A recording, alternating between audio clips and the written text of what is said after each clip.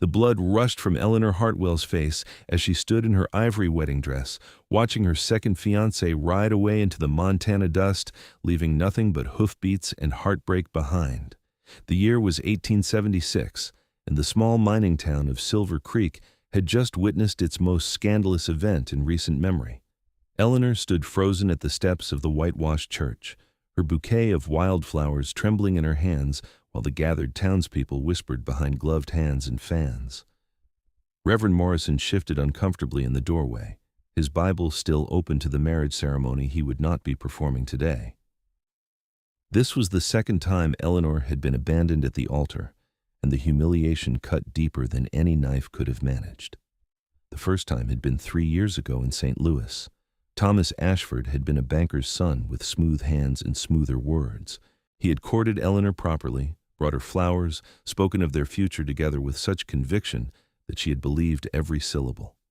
Her father, a successful merchant, had approved of the match. Her mother had spent months planning an elaborate wedding. But when the day arrived, Thomas had sent a note instead of appearing himself. The letter explained that he had reconciled with a former sweetheart and could not go through with the marriage. Eleanor had been 20 years old then, and the shame had driven her family to leave St. Louis entirely. They had moved west to Silver Creek, where her father hoped to establish a new mercantile business and where Eleanor could escape the gossip and pitying looks. For 2 years she had kept to herself, helping her father run the store, avoiding social gatherings, and building walls around her heart. Then Henry Chapman had arrived in town, a lawyer from Chicago seeking opportunity in the growing Montana territory. He had been persistent in his courtship, patient with her fears, and eventually Eleanor had allowed herself to believe in love again. But Henry had proven no more reliable than Thomas. This morning, as Eleanor had been fastening the same pearl buttons on the same ivory dress she had worn 3 years prior, Henry had been at the saloon, drinking whiskey and confessing to anyone who would listen that he could not marry a woman who carried such bad luck.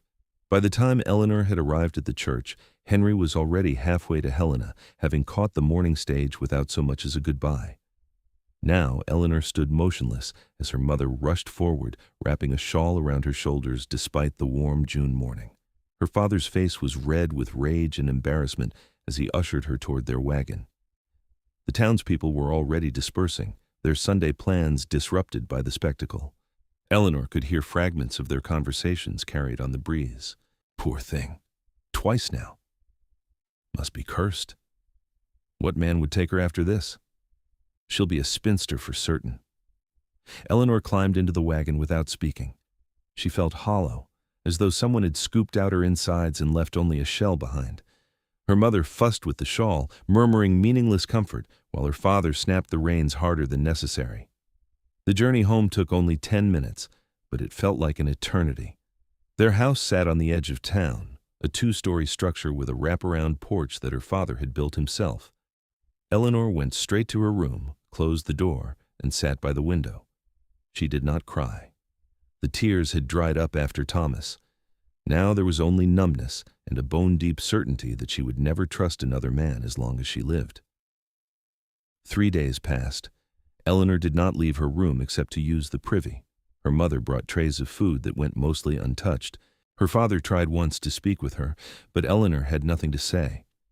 On the 4th day, there was a knock at the front door that made the entire house shake.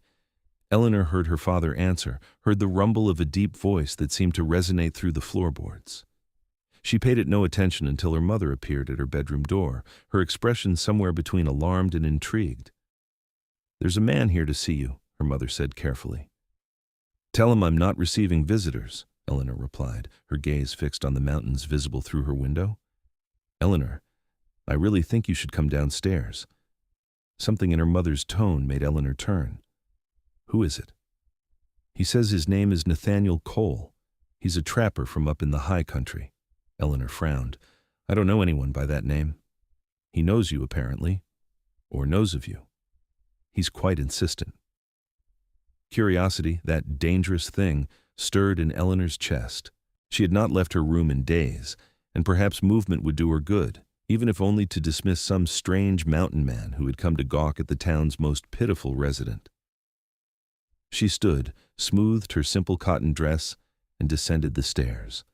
The man standing in her father's parlor made the room seem suddenly small. He was enormous, easily 6 feet 4 inches tall, with shoulders so broad they strained against his buckskin shirt. His hair was dark brown and fell past his shoulders, tied back with a leather cord. His face was rugged and weathered from years in the sun and wind, with a strong jaw covered in several days' worth of beard. But it was his eyes that caught Eleanor's attention. They were a startling shade of blue-gray, clear and direct, and they held none of the pity she had been dreading. "Miss Hartwell," he said, his voice a low rumble. "Thank you for seeing me." "I'm not sure I had much choice given that you're already in my parlor," Eleanor replied, her tone cooler than she felt. "My mother said you wanted to speak with me, though I cannot imagine why." Nathaniel Cole did not seem offended by her bluntness. If anything, a slight smile tugged at the corner of his mouth. "I heard what happened at the church on Sunday." Eleanor's spine stiffened. "Then you've wasted your time coming here. I'm not interested in sympathy or gossip." "I'm not offering either," Nathaniel said calmly. He glanced at Eleanor's parents, who were hovering near the doorway with undisguised interest. "I'd like to speak with your daughter privately, if that's acceptable." Eleanor's father bristled. "Now see here, we don't know you from Adam. You can't just walk into a man's house and demand private conversation with his daughter." "I understand your concern," Nathaniel said, his tone respectful but firm. "I'm Nathaniel Cole. I've been trapping and trading in these mountains for 8 years. I have a cabin about 15 miles north of here, up past Copper Ridge. I supply furs to Thompson's trading post, and I've never caused trouble in this town or any other. You can ask around about me if you like. But I have something important to say to Miss Hartwell, and I'd prefer to say it without an audience." There was something about his directness that inspired trust, or perhaps it was the steady way he met her father's suspicious gaze. After a long moment, her father nodded reluctantly. "We'll be just in the next room. You keep this door open." Nathaniel inclined his head in agreement. Eleanor's parents withdrew, though she suspected they would be listening from the hallway. She crossed her arms and studied the mountain man with wary eyes. "Well," she prompted, "what is so important that you needed to invade my home to say it?"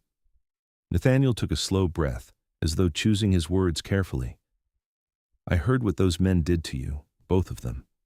And I heard what people in town are saying about you being cursed or unlucky." His jaw tightened slightly. "It's nonsense.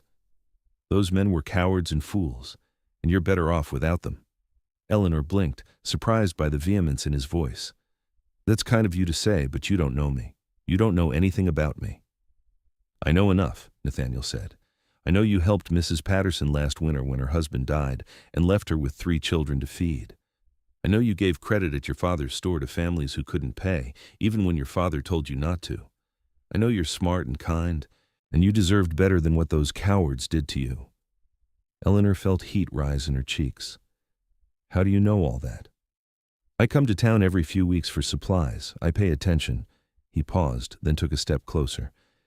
"Miss Hartwell, I came here today because I have a proposition for you." "A proposition?" Eleanor's voice was sharp with suspicion. "Marry me." The words hung in the air between them, so unexpected that Eleanor was certain she had misheard. "Excuse me?" "Marry me," Nathaniel repeated, his blue-gray eyes never leaving hers. "I know this is sudden, and I know you have no reason to trust any man right now, especially not one you've just met. But I'm making you a genuine offer." Eleanor took a step back, her mind reeling. "You must be insane. I don't know you. You don't know me, not really. Why on earth would you propose marriage to a complete stranger?" "Because I've been watching you for the better part of a year," Nathaniel said bluntly. "Not in a sinister way, but in the way a man watches a woman he's interested in. I never approached you before because you were spoken for, first by that lawyer. I respected that. But now you're free, and I'm taking my chance." "I'm not free," Eleanor said bitterly. "I'm ruined. I'm the woman who was left at the altar twice. No decent man will want me now. I want you." The statement was simple and direct, with no flowery language or empty promises. "I'm not a smooth talker like those other men were. I can't offer you fancy parties or city life, but I can offer you honesty. I can offer you a home in the mountains, a man who will work hard to provide for you, and a promise that I will never, ever leave you standing at an altar." Eleanor's heart was pounding so hard she could hear it in her ears. "This is madness. You can't possibly expect me to agree to this." "I don't expect anything," Nathaniel said, "but I'm asking, and I'll give you time to think about it. I'm not like those other men, Miss Hartwell. When I make a promise, I keep it. If you agree to marry me, I'll stand at that altar until you come. Even if it takes all day and half the night, even if the whole town shows up to watch, even if you're scared and you need an extra hour or two to gather your courage, I will not leave." The conviction in his voice made something crack in the walls Eleanor had built around her heart. She wanted to dismiss him, to send him away and return to her room in her solitude.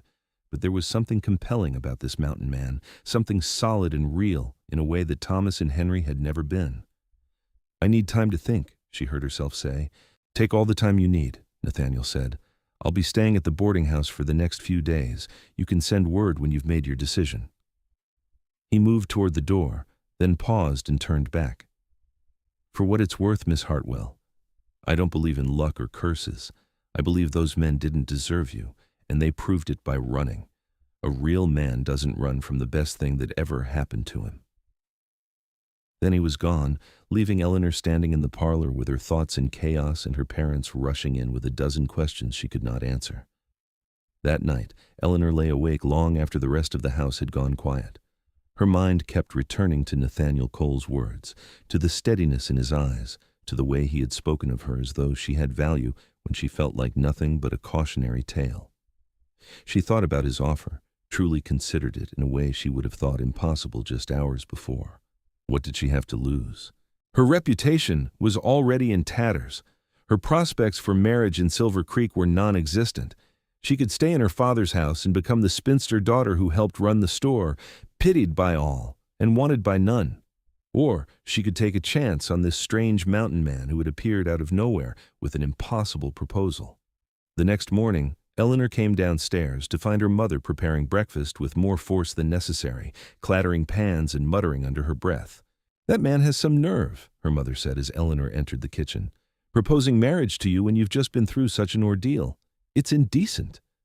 "He was honest," Eleanor said quietly. "That's more than I can say for the others." Her mother turned sharply. "Eleanor, you cannot possibly be considering this. You don't know anything about him." "I didn't really know Thomas or Henry either, did I?" Eleanor poured herself coffee with steady hands. "They courted me with pretty words and made promises they had no intention of keeping. At least Nathaniel Cole is being straightforward about what he's offering." "A cabin in the wilderness," her mother said, her voice rising. "Miles from civilization, from society, from everything you've ever known. Eleanor, please be reasonable." "I've been reasonable my entire life," Eleanor replied.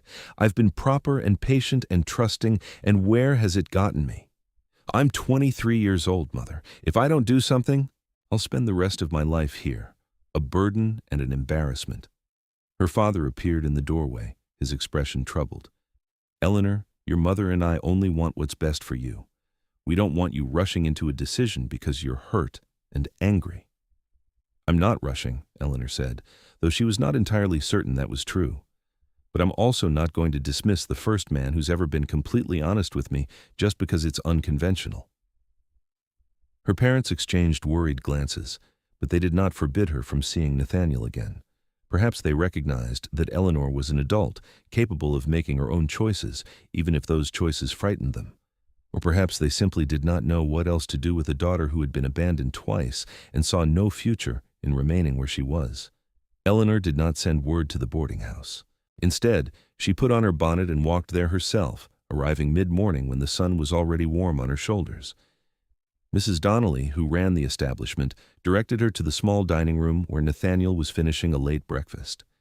He stood immediately when he saw her, surprise, and something that might have been hope crossing his rugged features. "Miss Hartwell." "Mr. Cole." Eleanor was acutely aware of Mrs. Donnelly hovering nearby, no doubt eager to witness whatever conversation was about to unfold. "I'd like to continue our discussion from yesterday. Perhaps we could take a walk?" "Of course." Nathaniel grabbed his hat from the back of his chair and followed her outside. They walked in silence for a few minutes, heading toward the edge of town where the buildings gave way to open meadow. Eleanor's mind was full of questions, and she was not sure where to begin. "What made you come to Montana?" she finally asked. "I needed space," Nathaniel replied. "I grew up in Kentucky on a farm with 6 siblings and not enough room to breathe. After my parents died, my older brother inherited everything. I wasn't interested in working his land for the rest of my life, so I headed west. Spent a few years wandering, tried my hand at prospecting, did some work as a ranch hand, but I was always happiest in the mountains, away from crowds and noise. So I built a cabin and started trapping. It's a good life, quiet and honest." "Lonely?" Eleanor asked. "Sometimes," Nathaniel admitted, "but I've always been comfortable with my own company. At least, I was until recently." "What changed?" He looked at her, and there was something vulnerable in his expression, despite his size and obvious strength. "I saw you, about a year ago, in your father's store.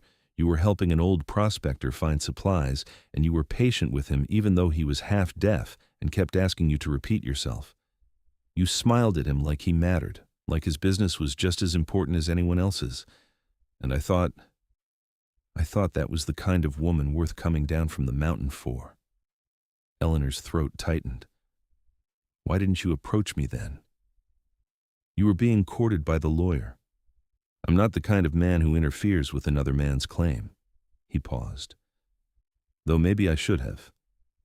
Maybe if you'd had another option, you wouldn't have wasted your time on someone who didn't deserve you." They had reached a small stream that marked the boundary of the settled area.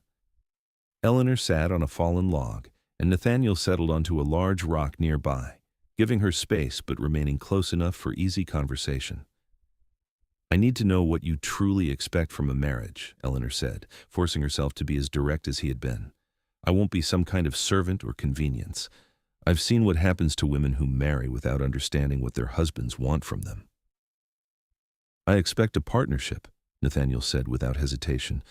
"I'm not looking for a maid or a decoration. I want a wife who will share my life, someone I can talk to at the end of the day, someone who will help me build something lasting. I want children, eventually, if you're willing. I want to grow old with someone instead of dying alone in my cabin with nobody to mourn me." His honesty was almost startling. Eleanor found herself responding in kind. "I'm terrified of trusting anyone again. Thomas and Henry both seemed sincere. They both made promises, and they both proved that their words meant nothing when the moment came to keep them." "I understand that fear," Nathaniel said, "and I can't promise that I'll never disappoint you or make mistakes. I'm human, and I'm bound to do something wrong eventually. But I can promise that I won't run. That's the difference between me and them, Miss Hartwell. Those men were looking for an easy life, a pretty wife to show off, someone who would fit into their plans without disrupting anything. When they got scared or had second thoughts, running was the easy choice."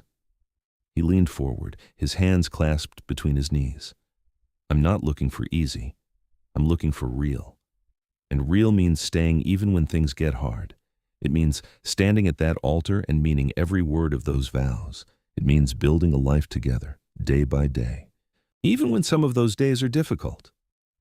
Eleanor studied him, this strange mountain man who spoke with such conviction about commitment and partnership.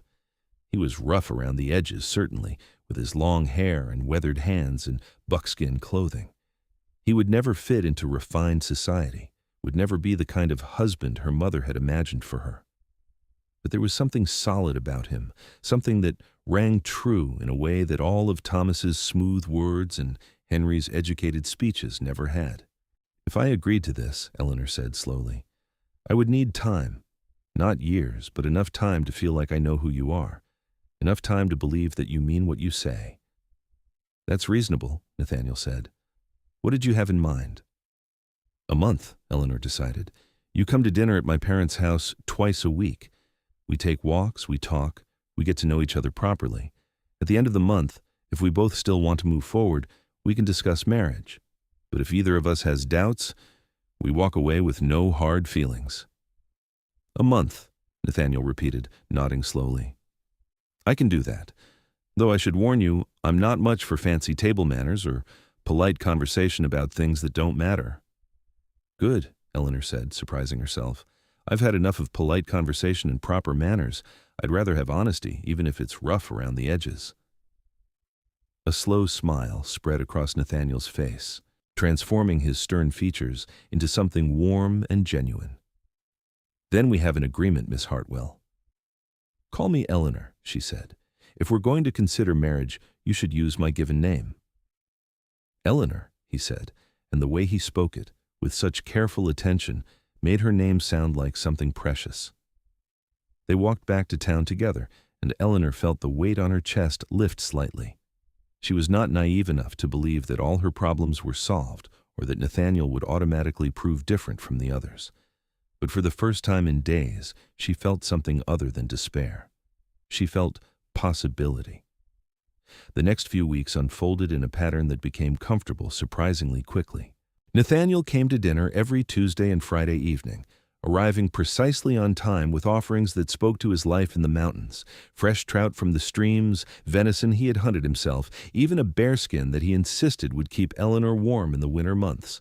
Her father remained cautiously suspicious, but her mother gradually warmed to the mountain man, especially after he spent an entire evening helping repair their damaged roof without being asked.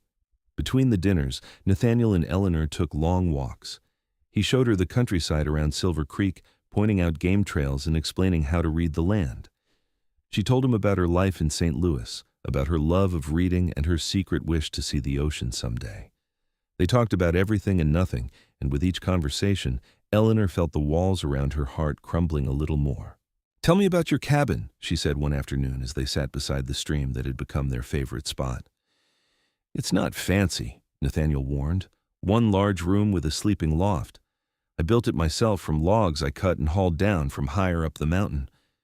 There's a stone fireplace that keeps it warm even in the worst storms, and windows on 3 sides so you can watch the seasons change. The view from the front porch looks out over a meadow where elk come to graze in the evenings." "It sounds beautiful," Eleanor said softly. It's isolated," Nathaniel countered. "The nearest neighbor is 5 miles away. In winter, sometimes I don't see another soul for weeks at a time. It's not an easy life, Eleanor. I need you to understand that before you make any decisions. You'd be giving up a lot of comforts." "I'd also be gaining things," Eleanor pointed out. "Freedom from gossip and pity. A chance to build something new instead of living in the shadow of my failures. And maybe, if I'm very lucky, a husband who actually wants to be married to me." Nathaniel reached out and took her hand, his palm rough with calluses, but his touch gentle.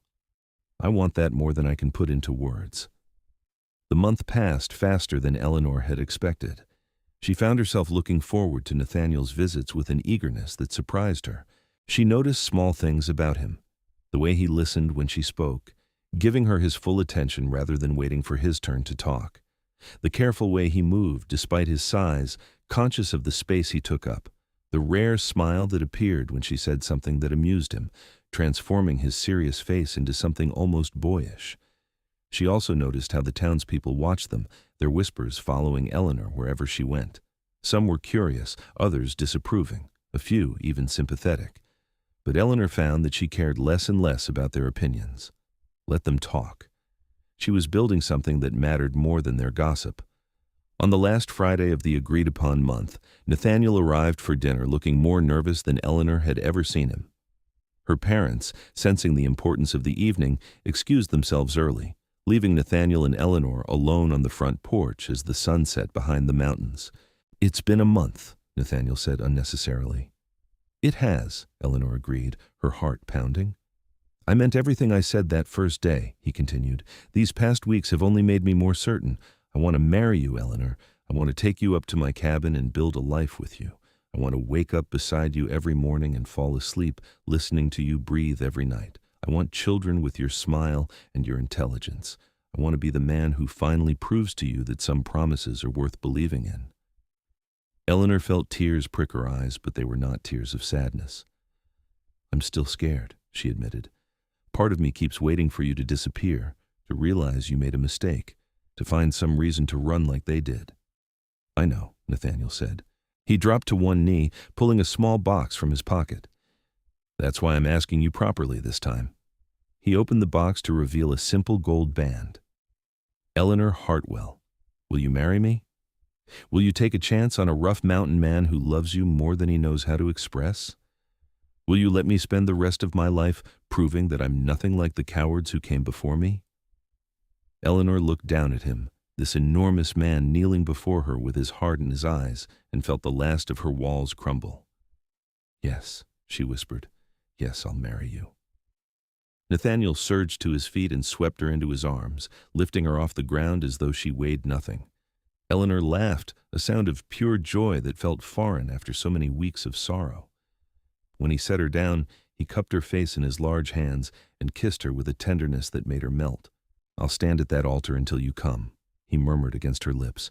"Even if you're late, even if you're scared, even if the whole town is watching and whispering. I will not leave, Eleanor. I promise you that." "I believe you," she said, and realized with a start that it was true. She did believe him. They decided to marry quickly, unwilling to draw out the engagement and give the town more to gossip about. Nathaniel wanted to return to his cabin before the summer was over, to have time to prepare for winter, and to help Eleanor adjust to mountain life before the snows came. They settled on a date 3 weeks away, which gave Eleanor time to prepare, and her mother time to accept that her daughter would be moving into the wilderness. The days before the wedding were a flurry of activity. Eleanor packed her belongings, selecting practical items over decorative ones. She had no illusions about the kind of life she was choosing. Nathaniel had been honest about the challenges, and she wanted to be prepared. Her mother fretted and cried and tried one last time to convince Eleanor to reconsider, but her father seemed to understand that this was something his daughter needed to do. "He's a good man," her father said the night before the wedding, pulling Eleanor aside. "Not the man I imagined for you, but a good man nonetheless. He'll take care of you." "I know, Papa," Eleanor said, hugging him tightly. "And if he doesn't," her father continued gruffly, "you come right back home. You'll always have a place here, no matter what." Eleanor nodded, too emotional to speak. The wedding day dawned clear and bright, with the sky so blue it almost hurt to look at. Eleanor woke early, her stomach a tangle of nerves and anticipation. Her mother helped her dress in a simple cream-colored gown, new this time rather than the ivory dress that had witnessed 2 abandonments. Eleanor refused to wear that dress again, had in fact burned it in the fireplace shortly after accepting Nathaniel's proposal. As they prepared to leave for the church, Eleanor felt the familiar panic begin to rise. What if she was wrong? What if Nathaniel was just better at hiding his true nature than Thomas and Henry had been? What if she arrived at the church to find it empty once again, the townspeople gathering to witness her humiliation for a 3rd time? "Breathe," her mother said, squeezing her hand. "Just breathe, my darling girl." The ride to the church felt endless. Eleanor's hands were shaking so badly she had to clasp them in her lap to keep them still. As the church came into view, she saw that there were people gathering outside, and her panic spiked. But then she saw him. Nathaniel stood on the church steps in a new shirt and clean trousers, his long hair neatly tied back, his shoulders square and his head high. He was scanning the road, clearly watching for her, and when his eyes found the wagon, his entire face lit up with such joy that Eleanor felt her fears begin to dissolve. The wagon pulled to a stop, and Nathaniel was there immediately, reaching up to help Eleanor down. His hands were steady where hers were shaking. "You came," she whispered. "Of course I came," he said, his voice low and warm. "I told you I would. I'll always be where I promised to be, Eleanor." She looked up at him, this mountain man who had appeared in her life when she least expected it and offered her something she had stopped believing in. Hope. "I was afraid," she admitted. "I know," he said gently, "but I'm here. I'm not going anywhere except into that church to marry you, if you're ready." Eleanor took a deep breath and nodded. "I'm ready." They walked into the church together, Eleanor's hand tucked into the crook of Nathaniel's arm. She was vaguely aware of the townspeople filling the pews, of her parents following behind them, of Reverend Morrison beaming from the altar. But mostly she was aware of Nathaniel beside her, solid and real and present. The ceremony was simple and short. Nathaniel's responses were firm and clear, his eyes never leaving Eleanor's face.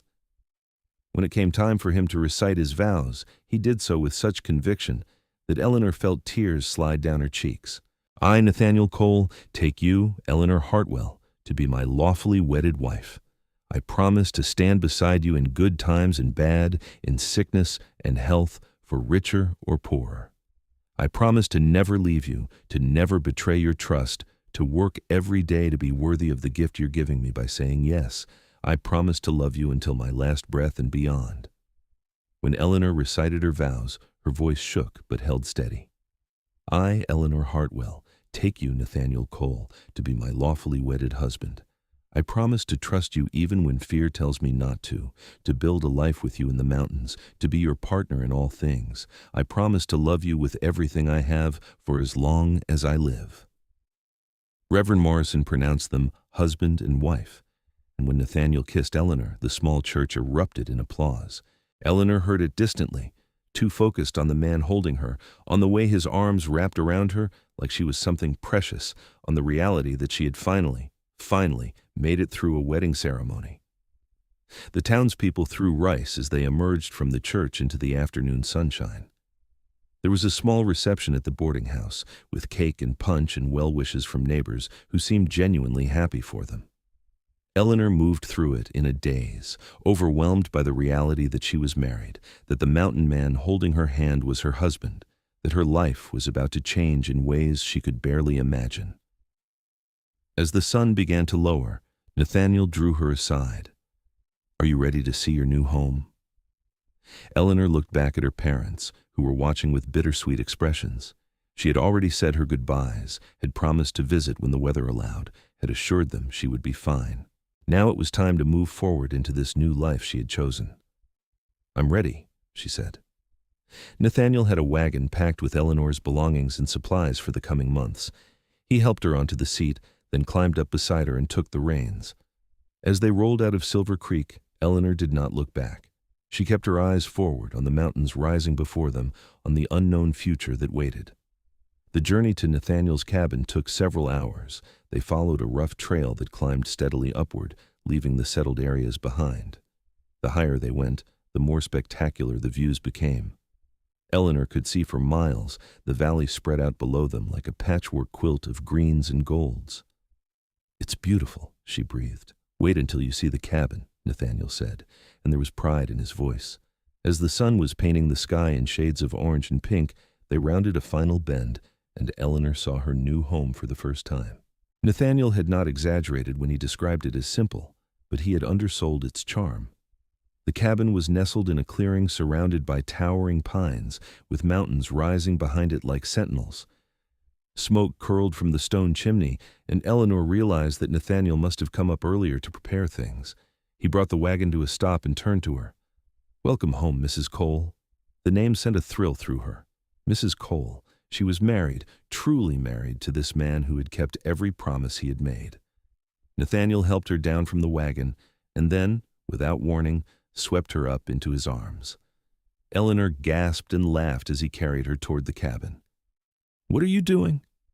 "Carrying my bride over the threshold," he said matter-of-factly. "It's traditional." He pushed open the door with his shoulder and carried her inside. The interior was just as he'd described, one large room with a sleeping loft accessible by a sturdy ladder, a massive stone fireplace that dominated one wall, windows that let in the golden evening light. But Eleanor noticed touches that were new: wildflowers in a jar on the table, fresh linens on the bed visible in the loft, the smell of something cooking in a pot over the fire. "You prepared all this?" she asked as he set her gently on her feet. "I wanted you to feel welcome," Nathaniel said, suddenly looking uncertain. "I know it's not much compared to what you're used to." Eleanor turned in a slow circle, taking it all in. It was rustic and simple, but it was clean and well-built and warm. More than that, it felt safe in a way she had not expected. "It's perfect," she said honestly. Relief flooded Nathaniel's face. "Are you hungry? I made stew. It's probably nothing fancy, but it's filling." They ate together at the small wooden table, and Eleanor was surprised to find that the stew was actually quite good, hearty and flavorful. They talked about plans for the cabin, about where Eleanor's things should go, about the rhythm of life in the mountains. Nathaniel explained that he would teach her everything she needed to know: how to identify edible plants, how to preserve food for winter, how to read the weather in the changing sky. "I don't want you to feel trapped up here," he said seriously. "Once you know the land, you'll have freedom to roam as you please, and we'll go down to town regularly, especially before winter sets in." "I trust you," Eleanor said, and realized again how true it was. She did trust him. He had earned it through consistency and honesty and by being exactly who he claimed to be. As darkness fell outside, the interior of the cabin glowed with firelight. Nathaniel showed Eleanor around, explaining the various supplies and tools, where things were stored, how the water system worked. He was patient with her questions, never making her feel foolish for not knowing things that were second nature to him. Finally, he gestured toward the loft. "I'll sleep down here tonight, give you privacy to settle in." Eleanor caught his hand. "Nathaniel, we're married." He turned to look at her, his expression serious. "I know. But you've been through a lot, and I don't want you to feel pressured. We have time, Eleanor. We have all the time in the world." His consideration touched her deeply, but Eleanor found that she did not want space or time. She wanted to move forward, to claim this new life fully, to leave the past and all its pain behind. She stepped closer to him, rising on her toes to kiss him softly. "I don't need time," she whispered. "I need you to hold me and help me believe this is real."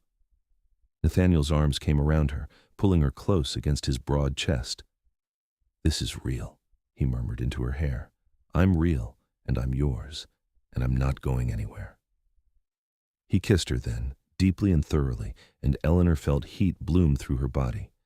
When he lifted her in his arms and carried her up the ladder to the loft, she went willingly, ready to begin this new chapter of her life with the man who had proven himself worthy of her trust. The weeks that followed were a revelation. Life in the mountains was indeed challenging, but Eleanor discovered reserves of strength and capability she had not known she possessed.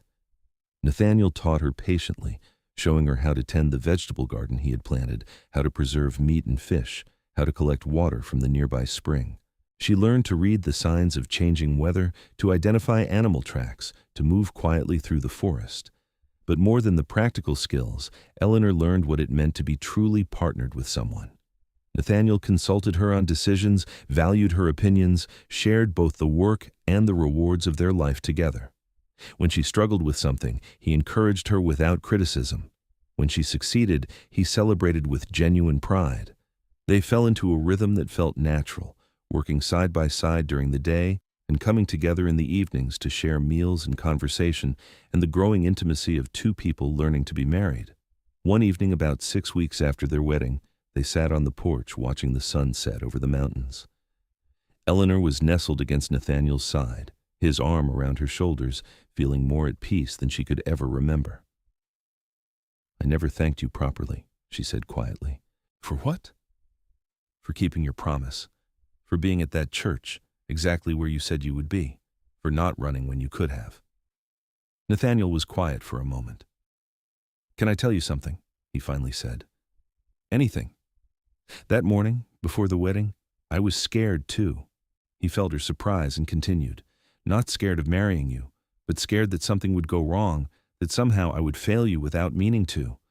I got to the church 2 hours early just to make absolutely certain I would be there. And I stood on those steps watching the road and thinking about how badly those other men had hurt you, and I made myself a promise." "What promise?" Eleanor asked.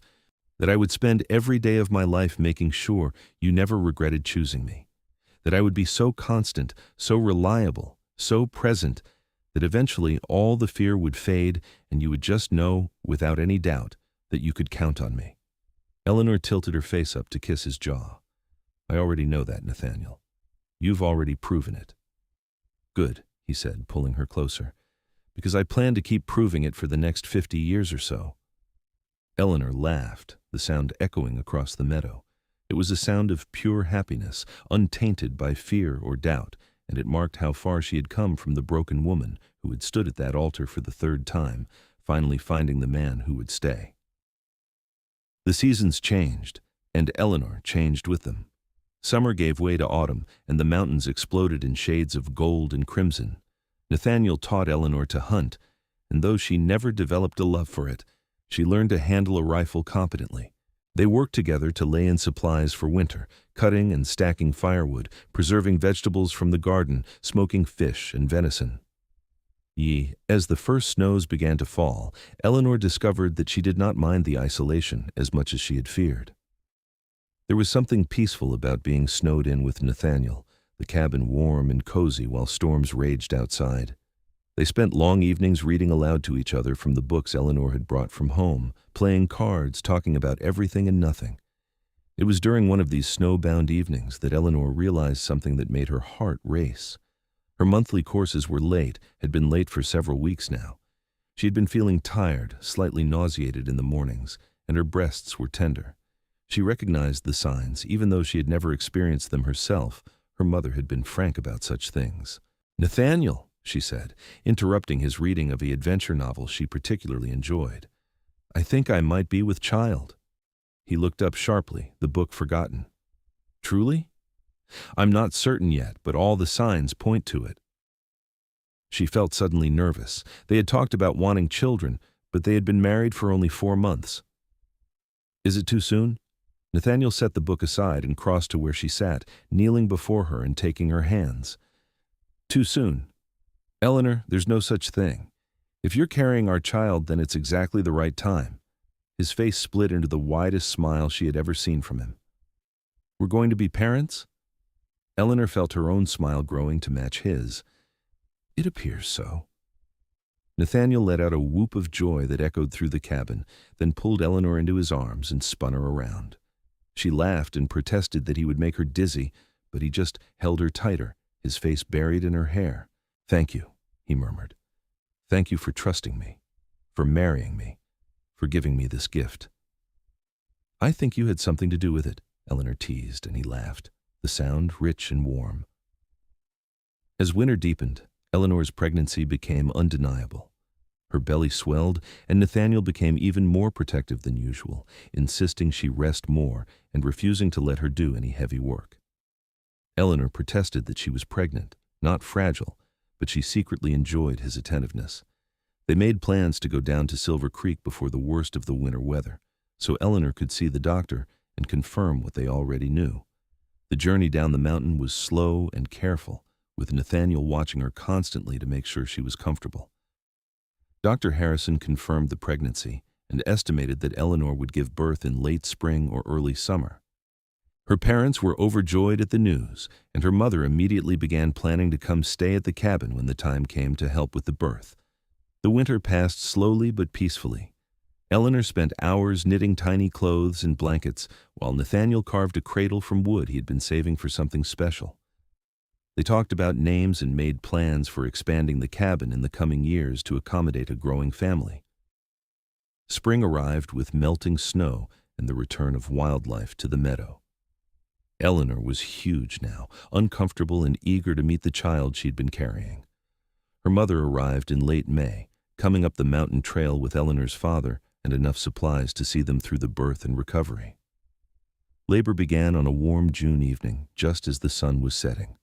Eleanor's mother and father sprang into action with practiced efficiency, while Nathaniel paced the cabin like a caged mountain lion, helpless to do anything but wait. Eleanor labored through the night, and Nathaniel held her hand through the worst of it, letting her squeeze until his fingers went numb, murmuring encouragement and love. As dawn broke over the mountains, Eleanor gave one final push, and their child entered the world with a lusty cry that seemed to fill the entire cabin. Dr. Harrison had come up the mountain with Eleanor's parents, and it was he who carefully cleaned the baby and wrapped it in one of Eleanor's lovingly knitted blankets. "You have a son," he announced, placing the baby in Eleanor's arms. Eleanor looked down at the tiny face, red and wrinkled and absolutely perfect, and felt her heart expand in a way she had not known was possible.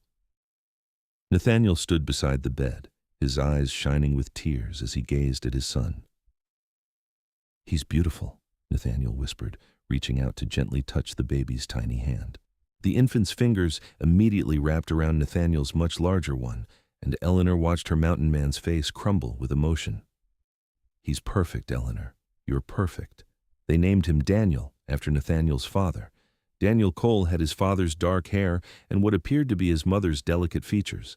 He was healthy and strong, and within days he had his father wrapped completely around his tiny finger. Eleanor's mother stayed for 2 weeks, helping Eleanor recover and teaching her the basics of caring for an infant. But Eleanor found that motherhood came naturally to her, and she delighted in every aspect of it, even the sleepless nights and constant demands. Watching Nathaniel with their son was a revelation. This huge, rough man was infinitely gentle with the baby, cradling him with such care, speaking to him in a soft rumble that always seemed to soothe Daniel's cries. When her parents finally returned to Silver Creek, Eleanor found that she did not feel isolated or overwhelmed. She had Nathaniel, and together they navigated the challenges of new parenthood with the same partnership they brought to everything else.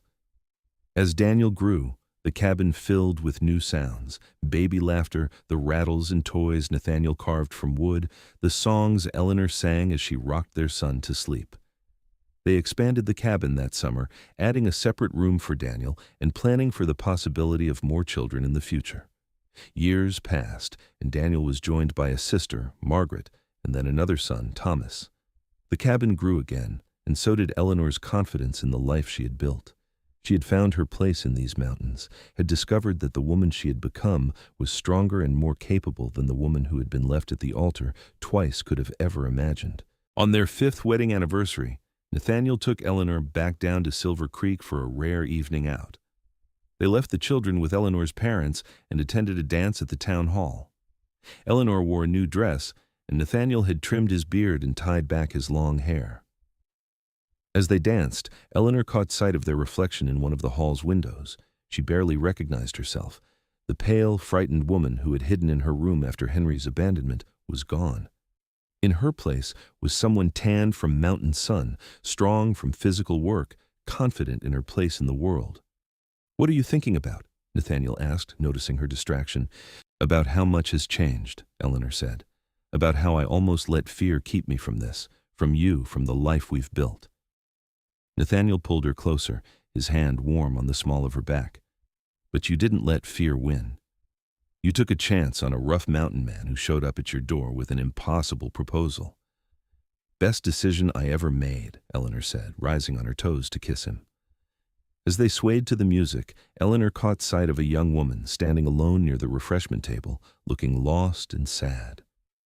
She recognized that expression, the weight of heartbreak, and the belief that happiness was something that happened to other people. "I want to talk to her," Eleanor told Nathaniel, nodding toward the young woman. "Go ahead," he said, releasing her with a smile. "I'll get us some punch." Eleanor approached the young woman gently. "Hello. I'm Eleanor Cole." The woman looked up, recognition dawning in her eyes. "I know who you are. You're the woman who was left at the altar twice and then married the mountain man." "That's me," Eleanor confirmed with a slight smile. "I noticed you looked a bit sad, and I wanted to make sure you were all right." The woman's eyes filled with tears. "My beau just broke our engagement. He said he wasn't ready to settle down.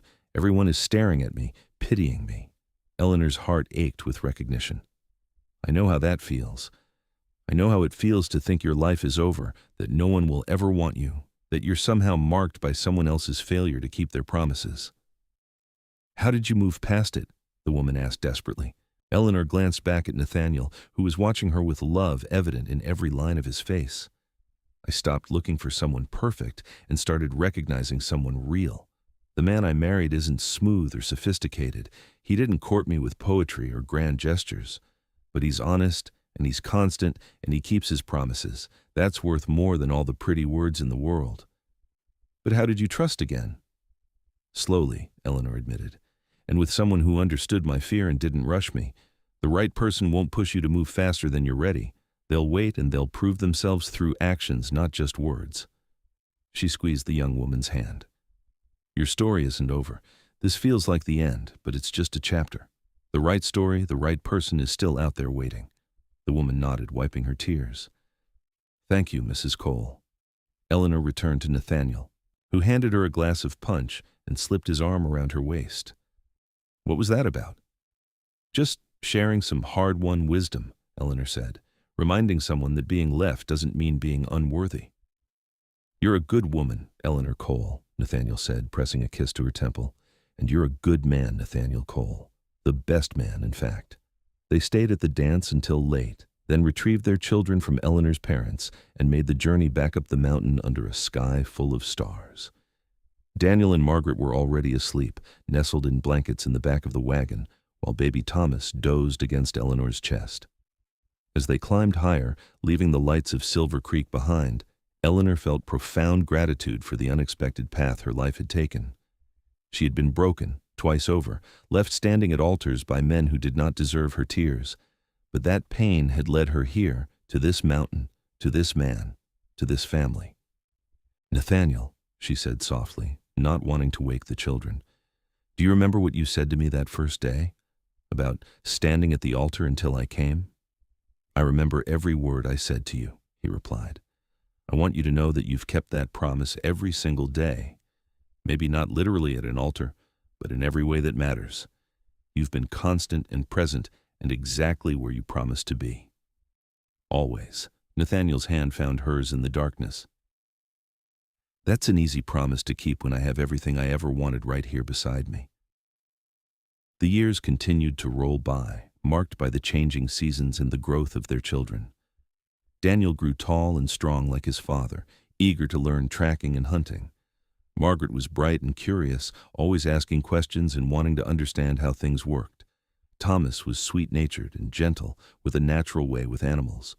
They had 2 more children, another daughter named Sarah and a final son, Joseph. The cabin expanded once more, becoming a rambling structure that sprawled across the clearing but always maintained the warmth and coziness that had characterized it from the beginning. Eleanor taught all the children to read and write, using the books she had brought from Silver Creek and others they acquired on their regular trips to town. Nathaniel taught them wilderness skills, ensuring that every one of his children could navigate the mountains safely and respect the land that sustained them. As the children grew older, they began to make their own paths. Daniel eventually built his own cabin on the far side of the meadow, taking a wife from Silver Creek and starting his own family. Margaret surprised everyone by becoming a teacher in town, boarding during the school year and returning to the mountains during summers. Thomas took over much of the trapping business, working alongside his aging father. Through it all, Eleanor and Nathaniel remained the center of their growing family, the example of partnership and commitment that their children would carry into their own lives. They grew older together, Nathaniel's dark hair turning silver, Eleanor's face gaining lines that spoke of years of laughter and sun. On a summer evening, when they had been married for 30 years, Eleanor and Nathaniel sat on their porch watching the sunset, much as they had done thousands of times before. Their youngest, Joseph, had just left for his own adventure, having decided to try his hand at ranching down in the valley. For the first time in over 2 decades, the cabin behind them was empty except for the 2 of them. "Strange, isn't it?" Eleanor mused. "After all these years of noise and chaos, suddenly it's quiet again." "Do you miss it?" Nathaniel asked. "The noise, I mean," Eleanor considered. "A little. But I also remember what it was like when it was just the 2 of us before the children. There was something special about that, too." Nathaniel reached for her hand, his grip still strong despite his years. "We've built a good life, haven't we?" "The best life," Eleanor confirmed. "Better than anything I imagined when I was young and thought I knew what I wanted." "What did you want back then?" "Oh, the usual things. A respectable husband, a nice house in town, social standing, all the things that seemed so important at the time," she laughed softly. "I'm glad I didn't get any of it. I'm glad those men ran, because it brought me to you." Nathaniel was quiet for a long moment. "I still remember the first time I saw you in your father's store. You were wearing a blue dress, and you had flour on your cheek from helping bake something, and I thought you were the most beautiful thing I'd ever seen. I went back to my cabin that day and couldn't stop thinking about you." "Why didn't you approach me sooner?" Eleanor asked, even though she had heard this story before. She never tired of hearing it. "Fear, mostly," Nathaniel admitted. "I was just a rough mountain man. What did I have to offer a woman like you? But then I heard about the lawyer leaving you at the altar, and I thought maybe roughness and honesty were better than smoothness and lies. So I took my chance." "I'm so glad you did," Eleanor said, leaning her head on his shoulder. "I'm so glad you saw something in me worth fighting for when I couldn't see it myself." They sat in comfortable silence as the sun disappeared behind the mountains, painting the sky in shades of purple and gold. Inside the cabin, a lamp glowed warmly, beckoning them to the home they had built together through 3 decades of partnership, 5 children, and countless challenges overcome. "Nathaniel," Eleanor said as they rose to go inside, "if you had to do it all again, would you change anything?" He pulled her close, this woman who had taken a chance on him when she had every reason not to trust any man. Not a single thing. Every moment, every challenge, every joy led us here. I wouldn't change any of it. Neither would I, Eleanor agreed. They went inside together, closing the door on another perfect day, ready for whatever the next chapter of their life would bring. Eleanor had learned long ago that the best love stories were not the ones that started perfectly, but the ones built day by day through commitment and choice. She'd been left at the altar twice, but the third time, she had found the man who would stand there waiting, no matter how long it took her to arrive, and that had made all the difference. The years advanced with a gentle persistence, each season bringing its own rhythm to life on the mountain. Eleanor was 70 now, her hair silver, her hands marked by decades of work. Nathaniel was 73, still broad-shouldered but moving more slowly, his face a map of weathered lines that Eleanor loved to trace with her fingers. They had grandchildren now, too many to count easily, and even a few great-grandchildren. The original cabin had become the heart of a small family compound, with several structures dotting the meadow that had once held only Nathaniel's solitary home. Every Sunday, when weather permitted, the family gathered for dinner, filling the space with noise and laughter and love. But Eleanor's favorite times were still the quiet evenings alone with Nathaniel, when the grandchildren had been collected by their parents and the cabin was theirs once more. They would sit on the porch, wrapped in blankets when the air turned cool, and watch the mountains they had called home for so long. "Do you ever regret it?" Nathaniel asked one evening, his voice raspier than it had been in his youth, but still the sound Eleanor loved best in all the world. "Living up here, so far from everything?" Eleanor looked at him in surprise. "Where is this coming from?" "Just thinking," he said. "Margaret was telling me about her travels, the cities she has seen. Sarah writes from San Francisco about electric lights and motor cars. The world is changing so fast, and we are up here, living much the same way we did 40 years ago."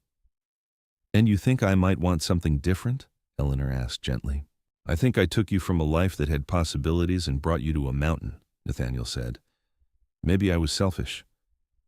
Eleanor shifted to face him more fully, her expression serious. "Nathaniel Cole, listen to me carefully. You did not take me from anything. You offered me a choice when I thought I had none left. You gave me a life I did not know I wanted, a life that turned out to be better than anything I had imagined. Do I regret not seeing electric lights or motor cars? Not for a single moment. This mountain, this cabin, this life with you, it's everything I ever needed." "Even when it was hard," he pressed, "those first winters when you were still learning, the times when you were isolated for months?" "Especially then," Eleanor said firmly, "because even in the hardest moments, I had you. I had a partner who never made me feel inadequate for not knowing things. I had a husband who kept his promises day after day, year after year. Do you understand? Nathaniel, you gave me something those other men never could have: consistency, honesty, real love. Not the pretty words kind, but the kind that shows up in actions." Nathaniel's eyes were suspiciously bright. "You are the best thing that ever happened to me, Eleanor Cole, bar none." "The feeling is entirely mutual," she said, kissing him softly. They rocked in companionable silence, the rhythm as natural as breathing after so many years together. "Do you remember what you said to me?" Eleanor asked after a while. "That first day when you proposed?"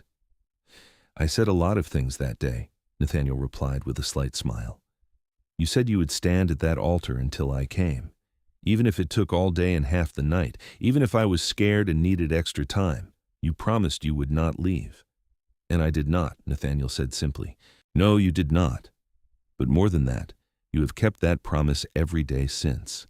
You have stood by me through childbirth and illness, through the death of my parents and yours, through raising 5 children and all the chaos that entailed.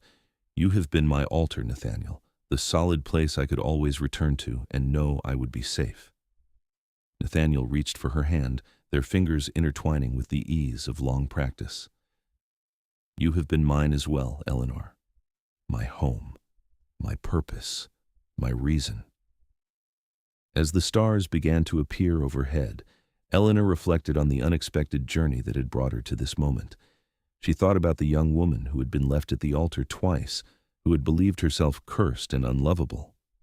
She thought about the courage it had taken to say yes to Nathaniel, to take a chance on love one more time, despite every reason not to. And she thought about everything that had come after, the children, the grandchildren, the life built through daily choices to show up for each other, to work side by side, to love even when it was not easy. "Tell me something," Nathaniel said, his voice soft in the gathering darkness. "If you could go back and tell that young woman standing in her room after the second abandonment anything, what would you say?" Eleanor did not hesitate. "I would tell her that the pain she is feeling is not the end of her story. I would tell her that sometimes the worst things that happen to us are actually redirecting us toward something better. I would tell her that real love is not about grand gestures or pretty words. It is about finding someone who shows up day after day and chooses you over and over again. And I would tell the mountain man watching her from afar to gather his courage sooner," Nathaniel added, "to not wait for tragedy to take his shot. But if you had approached me earlier, I might not have been ready to see you for who you were," Eleanor pointed out. "I might have dismissed you as unsuitable. Sometimes timing matters." "Wise words," Nathaniel acknowledged.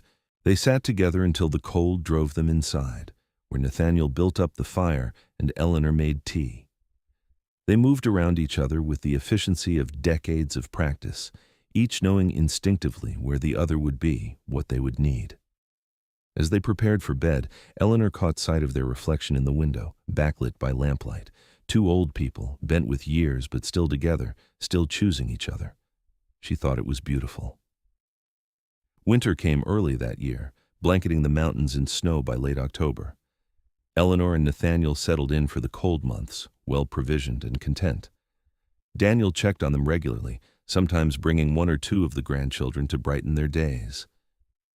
It was during one of these visits, in the depths of January, that Nathaniel caught a chill. At first, it seemed like nothing serious, just a winter cold that would pass, but it settled into his chest and refused to leave. Eleanor nursed him tirelessly, but she could see him weakening day by day. Daniel brought Dr. Harrison up the mountain, though the journey in winter was treacherous. The doctor confirmed what Eleanor already knew in her heart: pneumonia, severe and dangerous, especially for a man of Nathaniel's age. "I am not leaving you," Nathaniel said fiercely when Eleanor tried to discuss what would happen if he did not recover. "I promised you I would not run, and I am keeping that promise." "You have kept it for 43 years, Eleanor said, tears streaming down her face. No one could ask for more. "I can," Nathaniel insisted. "I want 43 more." But despite his determination and Eleanor's devoted care, Nathaniel grew weaker. On a cold February morning, with snow falling gently outside and Eleanor holding his hand, Nathaniel drew his last breath. His final words were simple: "Love you, Eleanor, always." The family gathered for the funeral, held in Silver Creek's church, the same church where Eleanor and Nathaniel had married all those years ago. Eleanor sat in the front pew, surrounded by her children and grandchildren, feeling a grief so profound it seemed impossible to contain. But even through the pain, she felt gratitude. Gratitude for every year, every day, every moment she had been given with the mountain man who had appeared when she needed him most, and had kept every promise he had ever made. Reverend Morrison, now ancient himself but still serving the community, spoke of Nathaniel's life, his integrity, his love for his family. But it was Eleanor who stood to speak last, her voice steady despite her tears. "My husband once promised me that he would stand at an altar until I came, no matter how long it took. He kept that promise on our wedding day, and he kept it every day after for more than 40 years.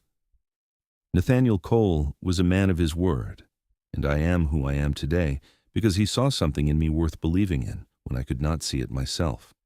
He taught me what real love looks like, not the fairy tale kind, but the kind that shows up in work boots and calloused hands and daily choice. I will miss him until my last breath, but I will never regret a single moment we had together." They buried Nathaniel in a small cemetery on the mountain, overlooking the meadow where elk still came to graze in the evenings. Eleanor visited the grave every day, speaking to him as she always had, telling him about the children and grandchildren, about the changing of seasons, about how much she missed him. The months after Nathaniel's death were the hardest of Eleanor's life. harder even than being left at those altars decades ago. But she was not alone. Her children rallied around her, taking turns staying at the cabin, ensuring she was never isolated for long. The grandchildren visited regularly, filling the space with life and noise. Slowly, Eleanor found a new rhythm. She could not change what had happened, but she could honor Nathaniel's memory by living fully, by continuing to choose joy and love, even in the midst of grief. She told stories about him to the great-grandchildren, ensuring that his legacy would live on. She maintained the cabin he had built, keeping it exactly as it had been, a testament to the life they had created together. 2 years after Nathaniel's death, on what would have been their 45th wedding anniversary, Eleanor made the journey down to Silver Creek. She walked into the church, now presided over by a young minister who had heard the legends of the mountain man and the woman left at the altar twice. Eleanor stood at the front of the empty church, in the spot where she had stood 3 times, twice in fear and abandonment, once in hope and love. She spoke aloud, though there was no one to hear except perhaps Nathaniel, wherever he was. "You kept your promise," she said. "You stood at this altar and waited for me, and then you stood beside me every day after. You gave me a life I did not know I needed, love I did not think existed, a family that continues to grow and thrive. I kept my promise too. I trusted you even when fear told me not to. I built a life with you in the mountains. I loved you with everything I had, and I will continue to love you, Nathaniel Cole, until the day I join you again." She stood there for a long time, remembering, grieving, celebrating. When she finally left the church, she felt lighter, as though she'd been carrying a weight she had not realized was there. Eleanor lived another 8 years, well into her 80s, surrounded by family and love. She remained in the cabin on the mountain, refusing all suggestions that she move to town or live with one of her children. This was her home, the place where she had learned who she truly was, and she would not leave it. On a warm June evening, sitting on the porch and watching the sunset paint the mountains gold, Eleanor felt a familiar presence beside her. She could not see Nathaniel, but she felt him as surely as she had when he was alive. "I am ready," she said softly. "I have lived a good life, a full life, but I am ready to see you again." That night, Eleanor died peacefully in her sleep, in the bed she had shared with Nathaniel for over 40 years. Her family found her the next morning, looking serene and younger somehow, as though death had lifted years from her features. They buried her beside Nathaniel, on the mountain they had both loved. The entire family gathered, along with many from Silver Creek, who remembered the story of the woman left at the altar twice, and the mountain man who had promised to wait. Eleanor's eldest grandchild, Daniel's daughter Mary, spoke at the service. "My grandmother taught us all what it means to have courage," she said. "Not the courage of never being afraid, but the courage of being terrified and choosing to try anyway. She could have let fear rule her life after being abandoned twice. Instead, she chose to risk loving again. And because she made that choice, all of us are here. Every person in this family exists because my grandmother was brave enough to say yes to love one more time." The years passed, and the story of Eleanor and Nathaniel became legend in Silver Creek and the surrounding mountains. Parents told it to their children, a tale of real love, the kind built on promises kept and daily choice. The cabin on the mountain remained standing, maintained by descendants who understood its significance. And on quiet evenings, when the elk came to graze in the meadow and the sun set behind the peaks, some swore they could see 2 figures sitting on the porch, an enormous man with silver hair and a woman with a gentle smile, still choosing each other across whatever divide separates this world from the next. Eleanor Hartwell had been left at the altar twice, but the 3rd time she found a man who not only stood at the altar waiting, but who stood beside her through every moment of a long and beautiful life. And that, as their great-great-grandchildren would say when they told the story, made all the difference. The cabin still stands today, a testament to the love that built it and the family it sheltered. Inside, carefully preserved, is a letter Nathaniel wrote to Eleanor shortly before their wedding, a letter she kept her entire life. The final lines read, "I promise you this, Eleanor Hartwell. I will stand at that altar until you come, and I will stand beside you every day after, until death parts us and even beyond if such things are possible. You are worth waiting for. You are worth every promise I can make and keep. And he had kept them, every single one, proving that some love stories do have happy endings, especially when they are built on a foundation of honesty, consistency, and the daily choice to show up for the person you love. Eleanor had learned that real love was not about never being afraid, but about finding someone who made the fear worthwhile, someone who proved through action that trust was not foolish, but brave.